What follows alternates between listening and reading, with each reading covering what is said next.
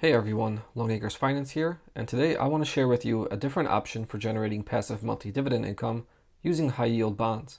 Most investors associate dividends with stocks and interest payments with bonds, but there are a handful of bond funds that pay passive monthly dividend income and offer pretty attractive dividend yields. Investing in bonds differs from investing in stocks in that you do not purchase shares of a company, but rather a debt obligation from that company.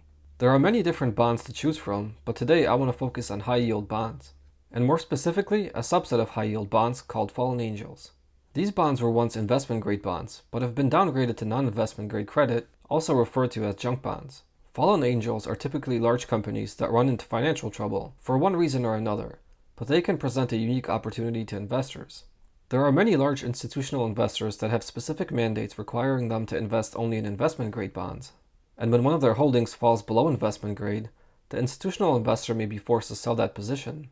The price or face value of the bond drops in value because of the added risk from the credit quality drop and many investors looking to sell this bond. But high-yield investors are there to scoop these bargains up for attractive prices. These are called fallen angel bonds because in most cases they present less risk than other junk bonds and can likely bounce back to investment-grade status in the future. There are several popular exchange-traded funds focused on this strategy that also pay out monthly dividends to shareholders, with yields of around 5%. Now, you may be worried that investing in junk bonds is a risky approach to diversifying into bonds. And it is, but probably not as risky as you may think. According to the Corporate Finance Institute, fallen angels have a default rate of 3.51%, that is lower than the entire high-yield bond universe default rate of 4.22%. And this risk can be further reduced by owning hundreds of these bonds through an exchange-traded fund.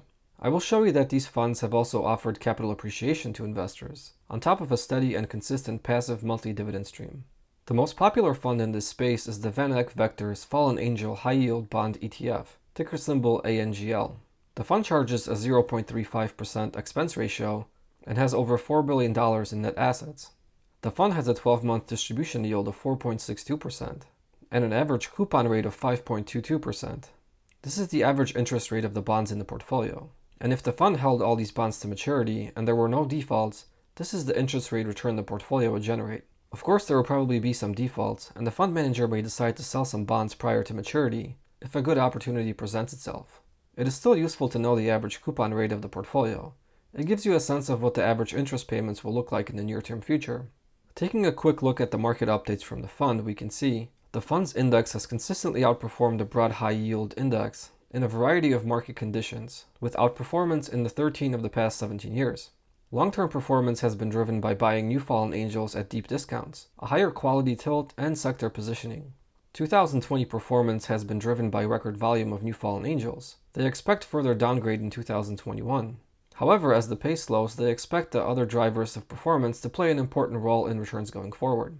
So the fund saw an increase in activity last year, driven by the pandemic, but I think it is still a good offering this year, and in the future for investors seeking a reliable passive monthly dividend income stream. Taking a look at the performance history, we can see the fund is pretty flat this year, with a year-to-date return of only 0.56%. The one-year return of 32.7% is pretty impressive, and since inception the fund has averaged 8.75% annually. Not a bad return for a high-yield strategy. The distribution history is very solid, with consistent monthly dividends since inception. The dividend amount has varied between 10 and 14 cents per month, with a few capital gains distributions. These monthly dividend payments are driven by the interest the fund collects from all the bonds in its portfolio, and it'll vary from month to month. Historically, the fund has offered more attractive dividend yields, above 5%, and therefore it may appear to be potentially overvalued right now. If you follow a dollar cost averaging approach, that shouldn't matter too much. But if you're a value investor, you could wait for a more attractive entry point into this fund. Let's go ahead and take a look at the holdings in this portfolio.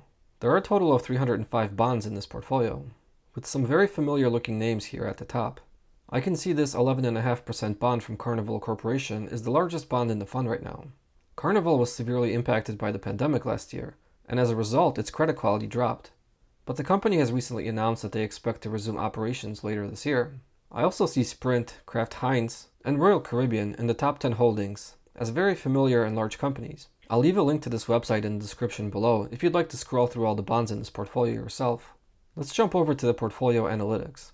The fund is predominantly weighted to the United States, with about 85% of the portfolio. The bulk, almost 93% of the portfolio, has a credit rating of BB, which is the highest junk bond credit rating. so it's a relatively safe high-yield portfolio. In the risk measures section here, we can see that the beta versus the S&P is 0.5, and that means this fund will move about half as much as the S&P. So if the S&P falls 10%, we would expect this fund to fall about 5%. And the same in the other direction. If the S&P gains 10%, this fund would gain only about 5%. The average maturity in the portfolio is right about 10 years. And in this chart you can see what percentage of the bonds in this portfolio will mature, which means that they will be paid in full, in X number of years. They seem pretty evenly split over the next 20 to 30 years. The fund does lend its securities, which generated 0.29% in gains year to date, and this appears to be through February of 2021. This is an additional form of income for the fund that can offset fees for investors. Securities lending does carry risk, but it is very minimal, and an easy way to generate a few extra basis points of return for large funds. Let's take a closer look at historical performance. I'm going to jump over to Portfolio Visualizer and run a backtest. Without dividend reinvestment, the fund has a compounded annual growth rate of 2.53% since May of 2012. So it does offer some capital appreciation along with the monthly dividend stream. The average annual dividend income of a $10,000 investment would be about $500 to $600 per year. Let's see how this looks with dividend reinvestment now. The compounded average growth rate is 8.55%, a pretty solid return for a bond strategy. And the dividend income would climb from about $500 per year to a little bit over $900 annually. So about a 9% dividend yield on cost, a very solid passive income stream. Comparing this fund to SPHD, it has performed a little worse, but it does offer some downside protection. For example, in 2020, you can see SPHD had a terrible return, whereas the high-yield Fallen Angel fund had a pretty impressive return. The 50-50 blend of these two funds offers a better Sharpe ratio than each fund alone, and has a max drawdown return well below that of SPHD. So while you may sacrifice a little upside, you can also limit your downside. This could be an important factor for many investors who are looking to retain their capital while generating passive income in retirement. An alternative option to the VanEck Vector's Fallen Angel fund is the iShares Fallen Angels US Dollar Bond ETF, ticker symbol FALN. It's a newer offering from 2016, so it has a shorter track record, but a very similar approach and return rate to the VanVector's fund. The iShares fund has a smaller expense ratio of 0.25% and currently offers a slightly better 12-month distribution rate of 4.93%. The fund holds a higher number of bonds, 380 versus the 305 in the Angel portfolio. Other than that, it is essentially the same approach and should see similar results going forward. Choosing between these two funds is quite difficult. On the one hand, the iShares fund is cheaper and offers a better yield, but VanEck's fund has a longer track record and the difference in yield and fees is not that large. Personally, I would probably add both to my portfolio, and using dollar cost averaging, add periodically to the fund that appears more attractive on yield going forward. There you go, an alternative way to receive passive monthly dividend income with high yield bonds. If you enjoyed the video, please like and subscribe for more. See you next time.